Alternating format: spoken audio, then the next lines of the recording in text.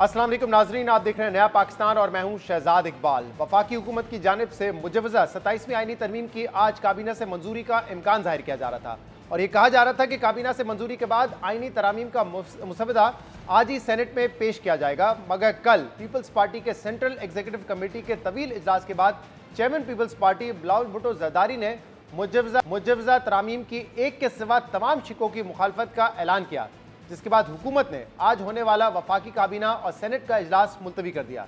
Chairman peoples party ने कल रात सीसी के इजलास के बाद मीडिया से गुफ्तगू में बताया कि हुकूमत chairman joint chief of staff के ओहदे को नया लकब देना चाहती है। पीपल्स पार्टी आर्टिकल 243 में तरमीम के सिवा बाकी तमाम शिकों की मुखालफत करती है। कॉन्स्टिट्यूशनल प्रोटेक्शन है सूबाई शेयर का, वो proposal Pakistan peoples party reject करती है। मेरे ख्याल में एक्चुअली आसान होगा कि मैं बताऊं आपको कि कौन सा प्रपोजल पे हम तैयार हैं, और वो सिर्फ एक है इस वक्त, जो आर्टिकल 243 में हुकूमत ने तब्दीलियां लाने का सोचा है कि वो जॉइंट चीफ स्टाफ का ओहदा है, उसका कोई नया लकब देना है।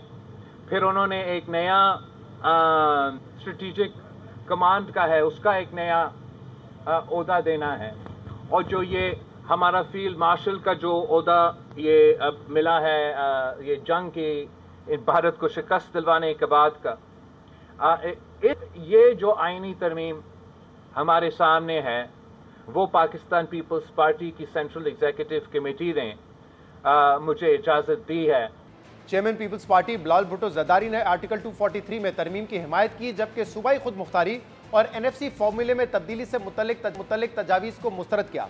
ताहम आईनी अदालत के क़याम से मुतल्लिक तरमीम की तजवीज़ पर उन्होंने सीसी में मजीद मुशावरत के लिए वक्त मांगा और आज इसी हवाले से कराची में पाकिस्तान पीपल्स पार्टी की सीसी का इजलास जारी है, मगर पीपल्स पार्टी के मुजवजा तरामीम के अक्सर शिकों पर तहफ़्फ़ुज़ात के बावजूद वफाकी वुज़रा पर एतमाद है कि हुकूमत पीपल्स पार्टी के तहफ़्फ़ुज़ात दूर कर देगी और 27वीं आईनी तरमीम जल्द मंजूर हो जाएगी।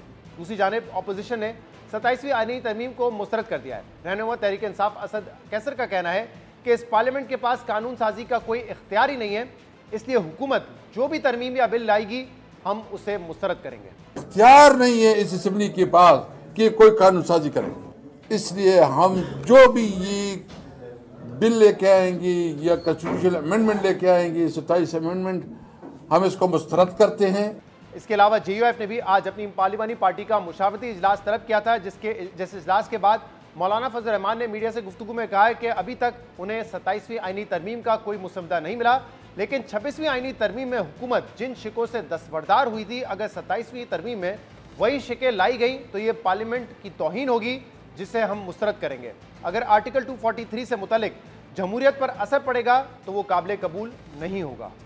अब तक कोई मसवदा इस हवाले से मंजर आम पे नहीं आया हुकूमत की तरफ से। 26वीं तरमीम से दस्तबरदार होने वाले नुकात पर अगर दोबारा 27वीं तरमीम में कोई चीज़ लाई गई तो ये काबिल कबूल नहीं हो। NFC अवार्ड के हवाले से भी बातें चल रही हैं। सूबों का जो हक है उस हक में इजाफा तो किया जा सकता है, कमी नहीं की जा सकती। सूबों के अगर हक पे डाका डाला जाता है, हमने उसूली फैसला यही किया है कि जमीयत उलमा इस्लाम भरपूर मुखालफत करेगी उसकी। मौलाना फजल रहमान भी शिकवा कर रहे थे कि अभी तक 27वीं आईनी तरमीम का मुसवदा सामने नहीं आया, मगर मुख्तलिफ ज़राए से मुजवजा तरामीम की शिकें सामने आ रही है। द न्यूज़ के एडिटर इन्वेस्टिगेशन अंसार अब्बासी की खबर के मुताबिक 27वीं आईनी तरमीम में आर्टिकल 243 में तरमीम के जरिए कमांडर ऑफ डिफेंस फोर्सेज का ओहदा मुतारफ कराने पर गौर किया जा रहा है। अंसार अब्बासी की एक और खबर के मुताबिक हुकूमत ने मुजवजा 27वीं आईनी तरमीम के तहत 7 जजेस पर मुश्तमिल आईनी अदालत कायम करने का भी फैसला किया है, जिसमें से 5 जजेस मौजूदा सुप्रीम कोर्ट के आईनी बेंच से ही मुंतखब किए जाएंगे, जबकि बलूचिस्तान और सिंध हाई कोर्ट के जजेस को भी आईनी अदालत में तैनात करने पर गौर किया जा रहा है। खबर के मुताबिक आईनी अदालत के जजों की रिटायरमेंट की उम्र 68 साल होगी और मुमकिना तौर पर जस्टिस अमीनुद्दीन खान आईनी अदालत के पहले चीफ जस्टिस हो सकते हैं। इस पूरी सूरत हाल पर हम बात करेंगे और उसके लिए हमें नून लीग के सीनियर रहनुमा और वजीर आजम के मुशीर सेनेटर राना सनाउल्लाह ने। राना साहब बहुत बहुत शुक्रिया वक्त देने के लिए। राना साहब, कल आप ही ने कहा था कि आज 27वीं तरमीम का जो मसवदा है वो आ जाएगा काबीना में, वहां से मंजूर हो जाएगा और फिर सेनेट में पेश कर दिया जाएगा, लेकिन ऐसा आज हुआ नहीं, क्या वजह है इसकी? اس کی وجہ یہ ہے کہ جو سینٹرل ایگزیکٹو کمیٹی تھی پیپلز پارٹی کی، تو انہوں نے کل کی میٹنگ میں جو ہے وہ اپنا جو اس کے اوپر اپروول کا یا اس کے اوپر اپنے موقف کا جو معاملہ کو مکمل کرنے کے بجائے آج پہ دیا۔ تو اس لیے ہم نے اس کو مناسب سمجھا کہ ان کی طرف سے ایک حتمی جو ان کی رائے ہے وہ آ جائے، تو اس کے بعد پھر اس ڈرافٹ کو اس کے مطابق جو ہے وہ فائنل کرنے کے بعد جو ہے وہ کیبنٹ میں فار اپروول پیش کیا جائے، اور پھر اس کے بعد جو ہے وہ اسے سینٹ میں لے کیا جائے۔ اچھا، یعنی کہ پیپلز پارٹی نے کل 243 پہ تو حمایت کا اعلان کر دیا تھا جو اس ترمیم کا حصہ ہے، باقی انہوں نے کچھ چیزیں مسترد کی تھی اور انہوں نے آئینی عدالت کے حوالے سے کہا تھا کہ مشاورت ان کی آج جاری رہے گی، تو اس وجہ سے آپ کہہ رہے ہیں کہ صرف یہ آج کابینہ میں نہیں پیش کیا گیا؟ اس میں ہماری یہ سوچ تھی کہ یہ دونوں معاملات کیونکہ بنیادی اہمیت کے حامل ہیں، ایک جو آرٹیکل 243 میں جو آرمڈ فورسز کی کمانڈ سٹرکچرز کے بارے میں ہے، اور دوسرا جو کانسٹیٹیوشنل کورٹ ہے، تو اس کے اوپر ان کی ایک واضح موقف جو ہے وہ آ جائے، تاکہ اس میں پھر بعد میں کوئی جو ہے وہ ابہام نہ رہے۔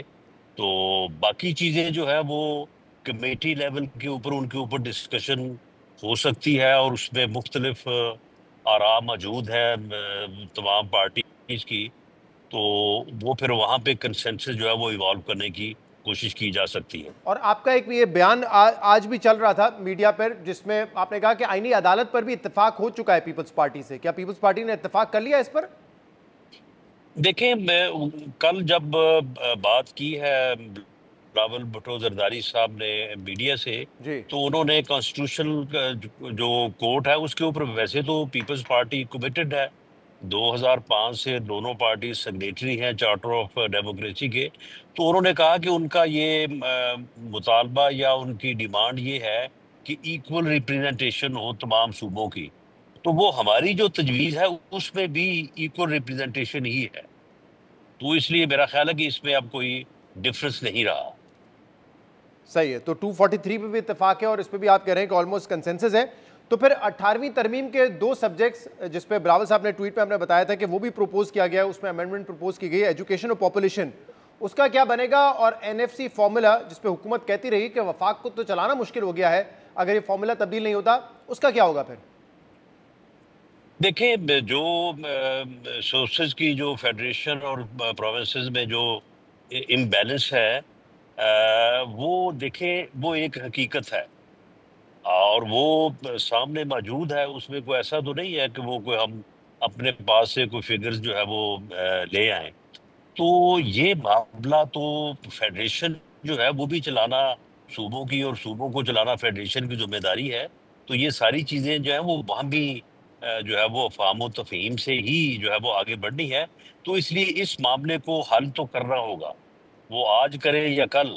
تو اس کے اوپر ایک پازیٹیو ڈسکشن کا آغاز ہو چکا ہے، اور اس میں اس حصے کو جو NFC میں درج ہے اس کو کم کیے بغیر بھی مختلف تجاویز ہیں جن کے اوپر یہ اسٹینڈنگ کمیٹیز میں اور جو پارلیمانی کمیٹی بنے گی یہ بل لے ہونے کے بعد، جس میں تمام پارلیمانی پارٹیز کی ریپرزنٹیشن ہوگی، تو اس میں ان تجاویز کے اوپر بھی جایا جا سکتا ہے۔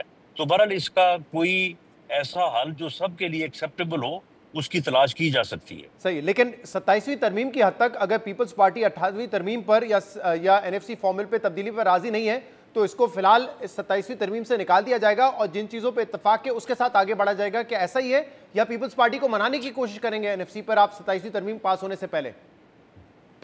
دیکھیں، منانے کی کوشش تو سبھی کو کی جائے گی، اور جو دوسری پولیشن پارٹیز ہیں، جو پارٹنرز ہیں، ان کو بھی منانے کی کوشش بھی کی گئی ہے، ان کے ساتھ ملاقاتیں بھی ہوئی ہیں، اور جو ڈیفرنٹ ایشوز ہیں، مثال کے طور پہ لوکل باڈیز کا ایشو ہے، اوورسیز پاکستانیز کو الیکشن کی اجازت دینے کا ایشو ہے، ایگزیکٹو میجسٹریسی ہے، الیکشن کمیشن کا معاملہ ہے، ججز کی جو ہے وہ ہاں ٹرانسفر کا معاملہ ہے، تو ان سب کے اوپر سب کی ایک اپنا اپنا نقطہ نظر ہے، تو اس کے اوپر جب بات ہوگی تو نہیں، پھر کوئی لیکن فی الحال رانا صاحب، کنسنسس جو ہے وہ فی الحال کیا ایوالو ہو جائے گا. لیکن یہ بات طے ہے کہ جو کنسنسس ہوگا وہ امینڈ ہو جائے گا، جس کے اوپر کنسنسس نہیں ہوگا اس کو جو ہے وہ پھر کسی اگلے وقت کے لیے یا فار ڈسکشن جو ہے وہ اس کو جاری رکھا جائے گا. صحیح، یعنی کہ 18ویں ترمیم اور این ایف سی کا معاملہ سارٹ آؤٹ نہیں ہوتا، اتفاق نہیں ہوتا، تو اس کے بغیر ہی 27ویں ترمیم پہ آگے بڑھا جائے گا نا. تو رانا صاحب یہ دیکھیں جی جی یہ دو جن کے اوپر اتفاق رائے کی بات جس طرح سے ہوئی ہے، یا میں نے کی ہے یا پیپلز پارٹی نے بھی کی ہے، تو یہ ایک بڑی بنیادی اہمیت کے حامل دونوں پارٹ ہیں 27ویں ترمیم کے، تو ان کے ساتھ آگے بڑھا جا سکتا ہے. اور باقی جو چیزیں ہیں ان کے اوپر جب ڈسکشن ہوگی تو وہ بات بعض ٹھیک ہے، معاملات ایسے ہیں کہ ان کے اوپر کوئی نہ کوئی اتفاق رائے کی صورت پیدا ہو جائے گی. صحیح ہے. تو رانا صاحب 27ویں ترمیم کی حد تک تو پھر یہ کچھ ذرائع ہمارے بھی تھے، انہوں نے ہمیں بتایا اور میں نے یہ بات کی بھی تھی کہ اصل میں تو 243 آئینی عدالت یہی اس میں کرنا ہے اس 27ویں ترمیم میں. باقی ایشوز پہ تو لانگ ڈیبیٹ ہوگی، اور ان کو ڈالا صرف اسی لیے گیا ہے تاکہ پیپلز پارٹی بھی کہے کہ دیکھیں یہ کرنا چاہ رہے تھے اور ہم نے ان کو نہیں کرنے دیا، نہ صوبائی خود مختاری کی شک کو چھیڑنے دیا، نہ این ایف سی فارمولے کو تبدیل کرنے دیا. تو یہ ہماری جیت ہے. بالکل ویسا ہی ہے جیسے آج فضل الرحمان صاحب کہتے ہیں کہ اگر 26ویں ترمیم پہ میں سپورٹ نہیں کرتا تو جو حکومت 26ویں ترمیم پاس کرنے جا رہی تھی وہ بہت زہریلی اور خطرناک ہوتی، میں نے اس میں سے ڈنک نکال دیا.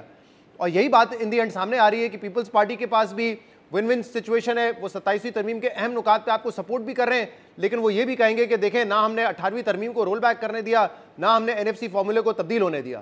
ایسا ہی ہے، مسکراہٹ سے لگ رہا ہے آپ کی. یہ بات جو آپ کر رہے ہیں اگر یہ میں کروں گا تو اس کے معنی بدل جائیں گے. جی کیا کہہ رہے ہیں رانا صاحب؟ میں نے کہا کہ جو الفاظ آپ نے بیان کیے ہیں اگر یہ میں بیان کروں گا تو پھر ان کے معنی بدل جائیں گے. معنی بدل جائیں گے، اچھا بات یہی ہے، لیکن آپ کے منہ سے نہیں کہلوا سکتے یہ. نہیں میں یہ بات نہیں کر رہا، یہ تو آپ اپنے الفاظ میرے منہ میں ڈال رہے ہیں. نہیں، میں تو پہلے ہی ذرائع سے کہا تھا کہ یہی صورتحال نظر آتی ہے، اور اب تو جب ہو گیا جس طریقے سے، دیکھیں نا بلاول صاحب کل آئے اور انہوں نے صرف آگے بتایا 243 پہ اتفاق ہو گیا، باقی چیزیں مسترد کر دی ہیں. عام طور پہ تو ہوتا ہے سی سی جب تمام چیزوں پہ اتفاق کر لے یا اختلاف ہو جائے یا مسترد کر دے تب آ کے پریس کانفرنس ہوتی ہے نا، لیکن وہ جلد بازی میں کچھ چیزوں پہ انہوں نے آپ کو سپورٹ کر دیا فوری طور پہ. دیکھیں شہزاد، کچھ چیزیں ایسی ہیں، مثال کے طور پہ پاپولیشن کا مسئلہ ہے، ایک نصاب کا ایشو ہے، اس کے بعد ایگزیکٹو میجسٹریسی ہے، لوکل باڈی ہے. یہ چیزیں ایسی ہیں کہ یہ وقت کی ضرورت ہے. اگر ان کو ہم جتنا ڈیلے کریں گے اتنا یہ نقصان ہوگا. اور یہ ان چیزوں نے ہونا ہے ایک دن. اگر ہم آج نہیں کرتے تو ہو سکتا ہے کہ پھر کل ہم مجبور ہو کے کریں. تو اس لیے ان کے اوپر ایک مثبت ڈیبیٹ ہونی چاہیے، اور اس میں کوئی ایک ایسی تجاویز، ایسا راستہ جس کے اوپر سب کا کنسنسس ہو، اسے تلاش کیا جانا چاہیے. صحیح. تو آپ یہ بلاول صاحب کو بتا رہے ہیں کہ ٹھیک ہے آج آپ یہ موقع تو کروا لیں گے لیکن یہ آخر میں کرنا ہے، تو بلاول صاحب بھی تیار رہیں کہ آخر میں انہوں نے کچھ نہ کچھ 18ویں ترمیم کے حوالے سے تبدیلی دیکھنی ہے، اور این ایف سی فارمولے کو بھی تبدیل ہونا ہے. یہ ہوگا ضرور، آج نہیں تو 28ویں میں یا 29ویں.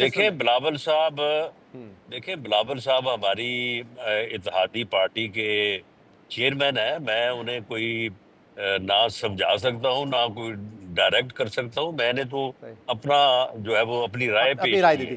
مجھے ایک بات بتائیں، میں باری باری ان نکات پہ بات کرنا چاہوں گا جو ترمیم کا حصہ ہوں گے، لیکن مستفدہ کہاں ہے رانا صاحب؟ اس کا ڈرافٹ ہی نہیں دیکھا ہے، نہ اس پہ سول سوسائٹی نے ڈیبیٹ کی، نہ میڈیا میں جو ہے قیاس سرائیاں ہو رہی ہیں، سب اپنے اپنے ذرائع سے خبریں پوسٹ کر رہے ہیں. مستفدہ کہاں ہے اس کا؟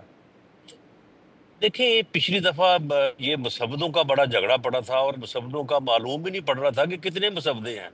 ہر کسی کے پاس اپنا اپنا مسودہ تھا، اور وہ ایک عجیب جو ہے وہ مذاق بن گیا تھا. تو اس مرتبہ یہ کوشش کی گئی کہ ان تمام پوائنٹس کو جو ہے وہ نوٹ کر کے ان کے اوپر جو ہے وہ مشاورت کا عمل جاری رکھا جائے، اور اصولی طور پہ جب جو ہے وہ کنسنسس ہو جائے تو اس کے بعد ایک ہی ڈرافٹ تیار ہو، اور وہ ڈرافٹ جو ہے وہ کابینہ میں پیش ہو کے اس کی اپروول ہو، اور پھر اسی ڈرافٹ کو جو ہے وہ لے کیا جائے پہلے سینٹ میں اور بعد میں قومی اسمبلی میں، اور جب لے ہو تو اسے پھر اسٹینڈنگ کمیٹی اور پارلیمانی کمیٹی میں لے جا کے اس کے اوپر وہاں پہ جو ہے وہ ڈیبیٹ کی جائے. لیکن کیا تو یہ اس لیے پھر یہ ہاں جی نہیں، کیا یہ بہتر نہ ہو کہ جو اوریجنل جو بھی آپ لوگوں کی خواہشات جو آپ نے پروپوز کیا وہ سامنے آ جائے، اس پہ سول سوسائٹی ڈیبیٹ کرے، اس پہ پارٹیز بھی ڈیبیٹ کریں، اور پھر اس میں جو ترمیم ہو کے حتمی ڈاکیومنٹ ہوگا وہ سامنے آپ منظور کروا لیں گے؟ مطلب خدا نہ خواستہ آپ کوئی غلط کام تو نہیں کرنے جا رہے، خدا نہ خواستہ آپ کوئی ایسی ترمیم تو نہیں کرنے جا رہے جس سے ملک کا نقصان ہوگا، تو پھر چیزوں کو اتنا ڈسکریٹ اور خفیہ کیوں رکھا جاتا ہے؟ نہیں، اس میں کوئی خفیہ والی بات نہیں ہے. بات صرف یہ ہے کہ یعنی وہ ڈیبیٹ کے خد و خال جو ہے وہ کل پیپلز پارٹی یا بلاول بھٹو زرداری صاحب کے پاس تھے. انہوں نے اپنی سینٹرل ایگزیکٹو کمیٹی سے شیئر کیے، اور اگر کل وہاں پہ وہ اجلاس آج کے لیے ارجنٹ نہ ہوتا تو وہ ڈرافٹ آج آلموسٹ تیار ہو کے تو آج کیبنٹ میں پیش ہو جاتا. اور یہ کیبنٹ سے اپروو بھی ہو جاتا، اور سینٹ اور قومی اسمبلی سے بھی فوری طور پہ آپ نے منظور کروانا ہے، کیونکہ کہا جا رہا ہے کہ 14 تاریخ سے پہلے پہلے یہ کرنا ہے. اس کی کیا وجہ ہے؟ نہیں دیکھیں، اب دیکھیں یہ ایک بڑا کروشل لمحہ ہوتا ہے جب آپ نے حاضری پوری کرنی ہوتی ہے. لوگوں کو دور دور سے جو ہے وہ بلایا جاتا ہے. بعض لوگوں کی مجبوری بھی ہوتی ہے، کوئی علاج کی غرض سے یا کسی اور مصروفیت سے، تو پھر آپ انڈیفینٹ پیریڈ کے لیے لوگوں کو بٹھائے تو نہیں رکھ سکتے. تو نہیں، یہ جب منظوری ود کے ان اے قریب ویک آئے گا، ٹائم ڈیبیٹ جو ہوتی ہے رہے گی، تب بلا لیجیے گا. نہیں، ڈیبیٹ سے مراد یہ ہے کہ 3-4 دن 5 دن جو ہے وہ ڈیبیٹ کے لیے کافی ہیں. بس نہیں تو اور دیکھیں اس میں اب جو یہ ایشو ہے کانسٹیٹیوشنل کورٹ کا، یہ تو 20 سال سے ڈیبیٹ ہو رہا ہے. رانا صاحب اس پر ہم مزید بات کریں گے ایک بریک کے بعد. ناظرین ایک بریک لیتے ہیں، اس کے بعد اسی موضوع پر مزید بات کریں گے. ویلکم بیک ناظرین. پروگرام میں ہم بات کریں 27ویں ترمیم کے حوالے سے، اور ہمارے ساتھ موجود ہے نون لیگ کے سینئر رہنما سینیٹر رانا ثناء اللہ. رانا صاحب میں باری باری بات کر لیتا ہوں. پچھلے سال آئینی بینچ بنائی آپ نے یہ کہہ کے کہ دیکھیں بوجھ بہت زیادہ ہے، اپیل سپریم کورٹ کو سننے دیں، آئینی بینچ الگ ہو جائے گا تو معاملات بہت بہتر ہو جائیں گے. آئینی بینچ نے 1 سال میں 3 فیصلے دیے ہیں. اب آپ کانسٹیٹیوشنل کورٹ بنا رہے ہیں، آئینی کورٹ بنا رہے ہیں، یہی کہہ کے کہ دیکھیں بیک لاگ زیادہ ہے اور آئینی کیسز کو وہاں پہ جانا چاہیے. کیا منطق ہے اس کی؟ نہیں، اس میں دیکھیں نا، یہ ٹوٹل جو لیٹیگیشن ہے سپریم کورٹ میں یا نمبر آف کیسز ہے، اس کے 5% جو ہے وہ کانسٹیٹیوشنل پٹیشن ہوتی ہیں، تو ٹائم وہ جو ہے وہ 50-60% لے جاتی ہیں. تو یہ ٹھیک ہے، علیحدہ ججز ہوں گے، وہ جو ہے وہ اس معاملے کو نپٹاتے رہیں گے. باقی جو سپریم کورٹ کے علیحدہ تمام ججز مطلب ججز ہوں سپریم گے کورٹ جن سے کی ہٹ کر ہوں گے یہ ججز، اور یہ کیا سابق ججز بھی ہو سکتے ہیں؟ ہٹ کے ہوں. اچھا، مطلب یہ 34 کی اب آپ نے کر دی ہے تو ایک سابق ججز بھی ہو سکتے ہیں اس میں؟ جی، سپریم کورٹ کے ججز میں سے ہی جو ہے وہ کانسٹیٹیوشنل کورٹ کے ججز کا تقرر ہوگا. سپریم کورٹ کے ججز میں سے مطلب جو حاضر سروس ججز ہیں یا جو ریٹائرڈ ججز ہیں وہاں سے بھی ہو سکتا ہے؟ میرا خیال ہے کہ حاضر سروس ججز میں سے ہی ہوگا، اور ان کی جو ریٹائرمنٹ ایج ہے اسے تھوڑا بڑھا دیا جائے گا. شاید وہ 65 کی بجائے جو ہے وہ 68 ہو. مطلب یہ کیا سرائیاں چل رہی ہیں کہ تجویز ہے. کوئی سابق ججز بھی ہو سکتے ہیں یا باہر سے بھی کوئی آ سکتا ہے؟ میں نے تو سنا کوئی ایسن بون کا کہہ رہا تھا کہ شاید وہ بھی چیف جج بن سکتے ہیں آئینی عدالت کے. ایسا کچھ نہیں ہے؟ نہیں، ایسا کچھ نہیں ہے. یہ بالکل یہ صرف جو ہے نا، یہ آپ دوستوں کی پھیلائی ہوئی خبریں ہیں، جس کی وجہ سے 27ویں ترمیم کو آپ نے ایک خوف کی علامت بنا دی ہے. حالانکہ اب آپ دیکھ لیں، ساری چیزیں آپ کے سامنے ہیں، کچھ بھی نہیں ہے اس میں. سر کچھ بھی نہیں ہے، میں تو یہی کہہ رہا ہوں کچھ بھی نہیں ہے، اسی لیے تو کہہ رہا تھا کہ اس کا ڈاکیومنٹ تو پہلے ہی سامنے آ جانا چاہیے تھا. قسم کی جو ہے وہ امینڈمنٹ ہے.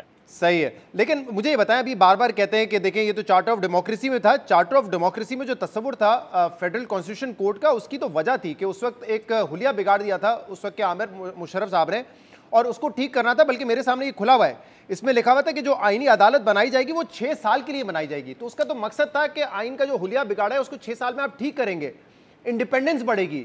یہاں پہ تو معذرت کے ساتھ آئینی بینچ بنانے کے بعد بھی انڈیپینڈنس بڑھی نہیں، ڈیوائیڈ زیادہ ہوا ہے سپریم کورٹ، اور وہ 6 سال کی مدت تو ختم ہو چکی ہے. عامر کو گیو ٹائم ہو چکا، وہ ایک کانٹیکس تھا اس وقت آئینی عدالت کا.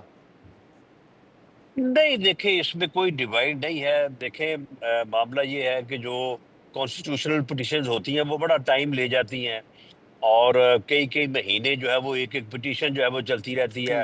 فل بینچ بیٹھ جاتا ہے، اور باقی سارا معاملہ جو ہے وہ سفر ہوتا ہے. لوگ 15 10 سال جو ہے اپنے کیسز کے فیصلوں کا انتظار کرتے ہیں. تو یہ کانسیپٹ پوری دنیا میں ہے کہ کانسٹیٹیوشنل جو ہے وہ کورٹس علیحدہ سے کام کرتی ہیں. تو یہ ایک ایسی چیز ہے کہ جس کا جو ہے وہ سبھی نے جو ہے وہ احاطہ کیا ہے, تو اس کا جو ہے وہ فائدہ ہوگا. صحیح. اور جو آپ نے کہا کہ 243 میں آرمڈ فورسز کا کمانڈ سٹرکچر ہے, اس کی تبدیلی کی بات ہے, اور یہ کہا جا رہا ہے, بہت سارے لوگ کہہ رہے ہیں آ کے کہ یونٹی آف کمانڈ جو وارفیئر کی تبدیل ہو گئی ہے, وارفیئر, تو اس میں یونٹی آف کمانڈ ضروری ہے, اس لیے تبدیلی ہونے جا رہی ہے. لیکن تبدیلی کیا ایگزیکٹلی ہونے جا رہی ہے کسی کو پتہ نہیں ہے. رانا صاحب آپ نے تو دیکھا ہوگا ڈاکیومنٹ, کیا ہونے جا رہا ہے اس میں؟ دیکھیں یہ ڈرافٹ سامنے آنے کے بعد جو ہے وہ پھر ساری صورت جو ہے وہ سامنے آ جائے گی. لیکن یہ میں پورے وثوق سے یہ بات کہہ رہا ہوں کہ یہ جو ہے وہ آرمڈ فورسز کے جو انٹرنل ان کا کمانڈ سٹرکچر ہے یہ اسی کے متعلق ہے. جو یہ دوسری افواہ بازی ہو رہی ہے نا کہ جی وہ کوئی آئینی رول ہوگا, یہ ہوگا, وہ ہوگا, ایسی کوئی بات نہیں ہے. یا اس میں جو ہے وہ فیلڈ مارشل کا عہدہ, جو کہ پہلی دفعہ ایک ایسے سپہ سالار کو جس نے جو ہے وہ بار کا حق جو ہے وہ اس میں کامیابی حاصل کی, لیڈ کیا اپنی فورس کو, تو یہ اس کو دیا گیا. اس کا کیونکہ پہلے سے ذکر نہیں ہے کانسٹیٹیوشن میں, اور اس کو جو ہے وہ انکارپوریٹ جو ہے وہ کانسٹیٹیوشن میں کیا جائے گا. تو فیلڈ مارشل کا جو عہدہ ہے اس کو انکارپوریٹ کیا جائے گا. اب تک تو وہ ایک سیریمونیل عہدہ ہے, کیا اس میں کوئی پاورز بھی ویسٹ کیے جائیں گے, اور کیا کوئی کمانڈر ان چیف یا پھر چیف آف ڈیفنس سٹاف ایسا بھی کوئی عہدہ متعارف کروایا جا رہا ہے؟ جی, فیلڈ مارشل کا عہدہ جو ہے وہ یعنی اعزازی اور سیریمونیل ہی ہوگا, اور وہ یعنی ایک عزت, ایک آنر کے طور پہ ہوگا. اور باقی جو عہدے ہیں جو ان کا جس طرح سے صورتحال ہے, اس میں یونٹی آف کمانڈ جو ہے اس کو جو ہے وہ پیش نظر رکھے جانے کی انفارمیشن ہے. یہ کہا جا رہا ہے رانا صاحب کہ تینوں آرمڈ فورسز کا ایک سربراہ ہوگا, ایک نئی پوزیشن کریٹ کی جائے گی جو کہ تینوں آرمڈ فورسز کے سربراہ ہوں گے. ابھی ہے chairman joint chief of staff, لیکن وہ بھی مور اور لیس سمبولک ہے. لیکن آپریشنل کمانڈ کے ساتھ ایک عہدہ ہوگا جو کہ تینوں آرمڈ فورسز کو ہیڈ کرے گا. ایسا ہے معاملہ؟ دیکھیں یہی چیزیں جو ہیں جو ایکسپیرینس ہوا ہے, کیونکہ عصر حاضر کے جو وارز ہیں ان کے جو تقاضے ہیں, اب یہ ویسا کنونشنل اور روایتی معاملہ نہیں رہا. آج کی ضروریات جو ہیں شاید ہم انہی میں بہتر تھے کہ اللہ تعالیٰ نے جو ہے وہ ہمیں فتح دی, ہمیں کامیابی دی, اور ان چیزوں کو جو ہے وہ جو ایکسپیرینسڈ ہوئی ہے تو ان کو جو ہے وہ بہتر طریقے سے جو ہے وہ انکارپوریٹ کیا جا رہا ہے. صحیح. لیکن ہم نے اپنے اور یہ انٹائرلی پروفیشنل ہے, ٹھیک, اس میں کوئی ادروائز پولیٹکس یا اور کوئی اس میں ٹھیک ہے, وہ بات ٹھیک ہے. لیکن میں ہے. صرف یہ سوال ایک ذہن میں آتا ہے کہ ابھی ہم نے اپنے سے 7 یا 8 گنا بڑی قوت کو شکست دی ہے, اسی کمانڈ سسٹم کے تحت دی ہے, اور دوسری طرف انڈیا میں ایک چیف آف ڈیفنس سٹاف کا عہدہ بھی ہے, لیکن پھر بھی ہم نے ان کو مارا ہے. تو یہ ضرورت کیوں محسوس ہو رہی ہے کہ اگر وارفیئر چینج ہو رہا ہے تو ایگزسٹنگ سسٹم جس میں ہم کامیاب ہیں اس کو کیوں تبدیل کیا جا رہا ہے؟ دیکھیں اس میں جو یونٹی آف کمانڈ جو ہے وہ جس کا مظاہرہ جو ہے وہ ہوا اس مرتبہ, اور جو لیڈرشپ رول جو ہے وہ آرمی چیف نے ادا کیا, تو یہ ان کی اپنی ڈائنامک پرسنالٹی کا جو ہے وہ خاصہ تھا. لیکن شاید جو relevant regulation, rules and constitution ہے اس میں جو ہے وہ اس طرح سے نہیں تھا. تو اس کو جو ہے وہ اس طریقے سے جو ہے وہ جو ایکسپیرینس ہوا ہے تو اس کو جو ہے وہ بہتر طریقے سے جو ہے وہ اس کو جو ہے وہ ان بلیک اینڈ وائٹ لایا جا رہا ہے. لیکن سروسز چیف کی جو تعیناتی کا اختیار ہے وہ وزیر اعظم کے پاس ہی رہے گا, اور صدر سپریم کمانڈر رہیں گے. ان چیزوں میں کوئی تبدیلی نہیں ہوگی؟ جی, وہ گورنمنٹ پاکستان کا اختیار ہی رہے گا. صحیح ہے. اس کے علاوہ جو جوڈیشل کمیشن آف پاکستان ہے اس کا کیا کردار بڑھایا جا رہا ہے؟ کیونکہ اب تک تو وہ اوبویسلی جوڈیشری میں اپوائنٹمنٹ کے حوالے سے دیکھ رہے ہیں, لیکن اب کیا سرائی ہو رہی ہے کہ سپریم جوڈیشل کونسل جو کہ آرٹیکل 209 کے تحت ہے اس کو ختم کر کے وہ اختیار بھی جے سی پی کو دیا جائے گا. پھر چیف الیکشن کمشنر کی تعیناتی کا بھی کیا اختیار جے سی پی کو, جوڈیشل کمیشن آف پاکستان کو دینے جا رہے ہیں؟ دیکھیں یہ تجویز ہے جو کہ جب اسٹینڈنگ کمیٹی اور پارلیمانی کمیٹی میں ڈسکشن ہوگی. آپ دیکھیں نا کہ یہ جو ہائی کورٹ کے ججز کی ٹرانسفر سے متعلق جو ہے وہ بڑا وابیلا کیا جا رہا تھا کہ جی وہ پتہ نہیں گورنمنٹ کیا کرنے جا رہی ہے. حالانکہ وہ گورنمنٹ کے پاس اختیار ہے اور گورنمنٹ جو on the advise of the prime minister جو ہے وہ پریزیڈنٹ کرتے ہیں، لیکن گورنمنٹ جو ہے وہ اختیار جو ہے وہ جوڈیشل کمیشن کو دینے جا رہی ہے، وڈرا کر رہی ہے اپنا اختیار. اور اسی طرح سے جو الیکشن کمیشن ہے، آپ دیکھیں الیکشن کمیشن اگر لیڈر آف دی ہاؤس وزیر اعظم اور لیڈر آف دی اپوزیشن جو ہے وہ آپس میں گفتگو بھی نہ کر سکیں، آپس میں بیٹھ نہ سکیں، آپس میں کوئی معاملہ جو ہے وہ اس کے اوپر کنسلٹیشن نہ کر سکیں، تو پھر ایسا تو نہیں ہے کہ انڈیفینٹ پیریڈ کے لیے جو ہے وہ ایک آدمی جو ہے وہ بیٹھا رہے گا. تو اس میں وہ کوئی 45 ڈیز کی جو ہے وہ قدغن لگائی جا رہی ہے کہ اگر اتنے دنوں میں یہ فیصلہ نہ ہو تو پھر یہ معاملہ جو ہے یہ جوڈیشل کمیشن جو ہے وہاں پہ وہ نام چلے جائیں، جو نام دونوں اپوزیشن کی طرف سے اور گورنمنٹ کی طرف سے ہو، وہ چاروں نام چلے جائیں اور جوڈیشل کمیشن جو ہے ان میں سے جو دی بیسٹ ہے اس کا جو ہے وہ انتخاب کر لے. یعنی کہ تو یہ اس طرح کی تجاویز ہے. انیشلی چیف الیکشن کمشنر کا جو تجویز اب تک سامنے، انیشلی جو ہے لیڈر آف دی اپوزیشن اور لیڈر آف دی ہاؤس نہیں طے کرنا ہے، اگر 45 دن کے اندر نہیں ہوگا تو پھر جوڈیشل کمیشن آف پاکستان کے پاس جائے گا یہ معاملہ. جی ایسے ہی ہے جیسے کیئر ٹیکر سیٹ اپ میں ہے کہ اگر آپس میں فیصلہ نہ ہو تو پھر وہ الیکشن کمیشن کو چلا جاتا ہے اور وہ ان ناموں میں سے ایک نام کو جو ہے وہ اپروو کر دیتا ہے. تو وہاں تو اس وقت جے سی پی میں تو اکثریت جو ہے لوگوں کی یا تو وہ حکومت کی ہے یا حکومتی یا ان کی حمایت حکومت کی طرف ہے. شہزاد صاحب دیکھیں یہ کتنی بدقسمتی ہے، کئی دفعہ ہم یہ کہہ چکے ہیں کہ وہاں پہ اکثریت نہیں ہے حکومت کی. نہیں، میں نے کہا یا حکومت کے لوگ ہیں یا حکومتی حمایتی ہیں. جوڈیشری کے 5 ممبر ہیں، بیلنس وہاں پہ اپوزیشن کے پاس ہے، بیلنس وہاں پہ بار کے پاس ہے، بیلنس وہاں پہ سول سوسائٹی کے پاس ہے. جوڈیشل کمیشن میں حکومت بھی ہے. ججز کو اپوزیشن میں کیوں کاؤنٹ کر رہے ہیں آپ؟ جی میں یہ ہوں کہ جو جوڈیشل کمیشن ہے اس میں جو ہے وہ ججز کی اور حکومت کی جو ہے وہ نمبر برابر ہیں اور بیلنس جو ہے وہ اپوزیشن کے پاس ہے. ٹرانسفر آف ججز میں ایک جو ابھی آپ نے کہا یہ بھی جے سی پی کے حوالے کر دیں گے، ہم اپنا اختیار چھوڑ دیں گے، لیکن آپ اس میں سے کنسنٹ ہٹا رہے ہیں. ابھی تو یہ ہے نا کہ جج کا کنسنٹ ہونا چاہیے، اگر آپ اس کو ہٹا دیں گے اس کا مطلب یہ ہے کہ کوئی کیس اگر حکومت کے خلاف چل رہا ہوگا اور حکومت کو محسوس ہوگا جے سی پی میں ہماری میجورٹی ہے تو آپ جج کا ٹرانسفر کر دیں گے اس سے پوچھے بغیر. نہیں دیکھیں بات یہ ہے کہ جوڈیشل کمیشن جو ہے وہ ججز کا تقرر کر سکتا ہے، ججز کو کنفرم کر سکتا ہے، ججز کو جو ہے وہ اپنا جو ہے وہ گھر بھیج سکتا ہے، تو وہ ٹرانسفر کیوں نہیں کر سکتا؟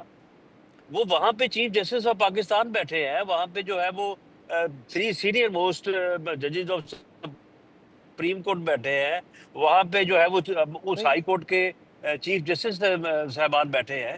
تو اتنے لوگوں میں اگر وہاں پہ بھی اگر پھر صحیح کام نہیں ہو رہا اور وہاں پہ بھی اس قسم کا یعنی شک و شبے کا ہزار، آپ دیکھیں نا بات کرنے کو تو پھر جو مرضی بندہ بات کرتا ہے، صحیح کام نہیں ہوتا نا. یہ تو آپ بھی کہہ چکے ہیں کہ جب آپ اس وقت تھے تو جب آپ حکومت میں تھے پہلے 2018 والی حکومت میں، تو آپ کہہ چکے ہیں کہ اس وقت کیسے جج کو لگایا گیا تھا، یعنی کہ کہاں سے آرڈر آتے تھے. تو اس طرح کے معاملات تو آپ خود بتا چکے ہیں کہ آپ کی موجودگی میں ہوتے رہیں.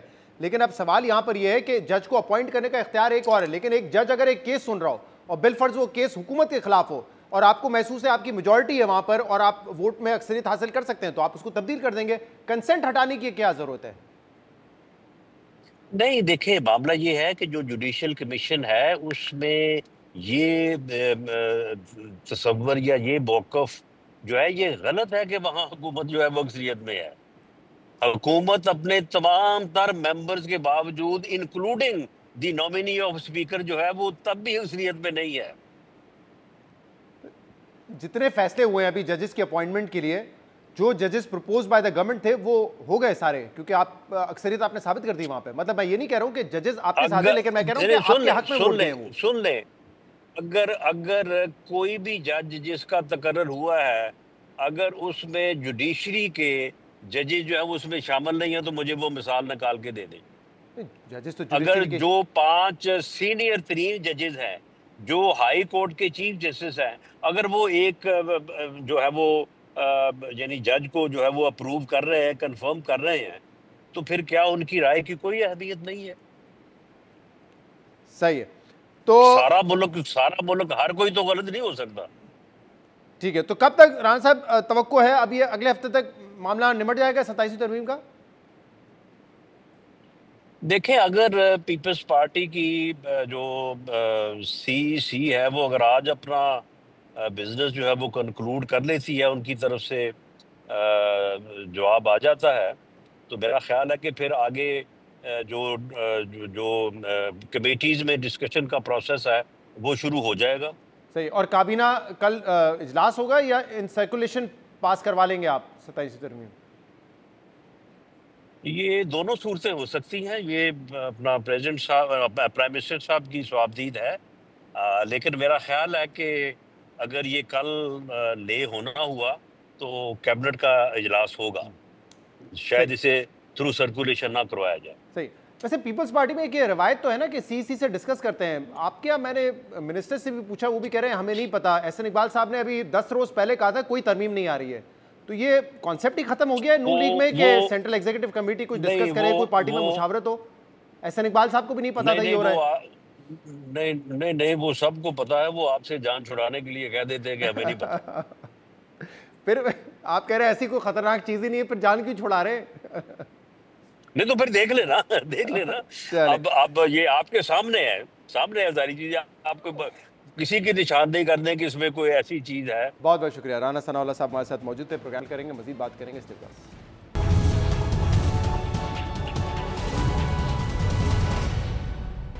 Welcome back. پاکستان اور افغانستان کے درمیان تنازع کے دیر پا حل، سرحد پار دہشت گردی کے خاتمے اور مستقل جنگ بندی کی کوششوں کے لیے استنبول میں مذاکرات کا تیسرا دور آج دوسرے روز بھی جاری ہے، جس میں فریقین کے مطالبات سامنے آنے کے بعد یہ توقع کی جا رہی ہے کہ ثالث ممالک بھی اپنی تجاویز فریقین کے سامنے رکھیں گے۔ مذاکرات کا یہ تیسرا دور کل استنبول میں شروع ہوا تھا، جہاں ثالثوں کے ذریعے 13 گھنٹے سے زیادہ دیر تک یہ بات چیت جاری رہی۔ ترجمان دفتر خارجہ طاہر حسین اندرابی کے مطابق پاکستانی وفد نے ثالث ممالک کے ساتھ منطقی اور ثبوت کے ساتھ معلومات شیئر کی ہیں جو فتنہ الخوارج سے متعلق ہیں۔ پاکستان کا واضح موقف ہے کہ افغانستان کی سرزمین پاکستان کے خلاف استعمال نہ ہو۔ آج ہونے والی پریس بریفنگ میں ترجمان دفتر خارجہ نے مذاکرات میں شریک پاکستانی وفد کی معلومات شیئر کرتے ہوئے بتایا کہ پاکستانی وفد کی سربراہی قومی سلامتی کے مشیر عاصم ملک کر رہے ہیں، جبکہ additional foreign secretary Asad Gilani بھی پاکستانی وفد میں شریک ہیں۔ واضح رہے کہ وزیر دفاع خواجہ آصف مذاکرات کے تیسرے دور سے پہلے بھی واضح کر چکے تھے کہ اگر بات چیت سے حل نہ نکلا تو پھر جنگ ہوگی، جبکہ آج انہوں نے صحافیوں سے گفتگو میں کہا کہ پاکستان کا مطالبہ ہے کہ مذاکرات میں زبانی یقین دہانیوں کے بجائے تحریری معاہدہ ہو جس میں تمام باتیں واضح ہوں اور معاہدے کا حصہ ہوں۔ میری ڈیمانڈ ہے کہ یہ چیزیں جو ہے زبانی کلامی نہ ہوں، یہ چیزیں جو ہے وہ رائٹنگ آ جائیں، ایک معاہدے کا حصہ بن جائیں، تو اس کے بعد اگر کوئی دائرہ اندازی ہوگی تو اس میں لازمی طور پہ ضامن بھی ہیں، قطر بھی ضامن ہے، ترکی بھی ضامن ہے۔ سیکرٹری جنرل کی اسٹیٹمنٹ آئی تھی کہ ریزالو دس ایشو پاک افغانستان سے۔ جی ہمیں کسی انسٹرکشن کی ضرورت نہیں ہے جی، افغانستان کی بھی ضرورت ہے، ہماری بھی ضرورت ہے، اور اس ریجن کی، اس خطے کی بھی ضرورت ہے کہ امن قائم ہو، تاکہ کوئی یہاں پہ تجارت ہو، کوئی کنیکٹیوٹی ہو، اس کے لیے ہم کوشش کر رہے ہیں۔ اگر چیزیں جو ہیں جو بھی وہ گارنٹیز دے رہے ہیں، زبانی گارنٹیز جو دے رہے ہیں، اگر وہ ان رائٹنگ اور ایک معاہدے کا حصہ بن جاتی ہے تو بسم اللہ۔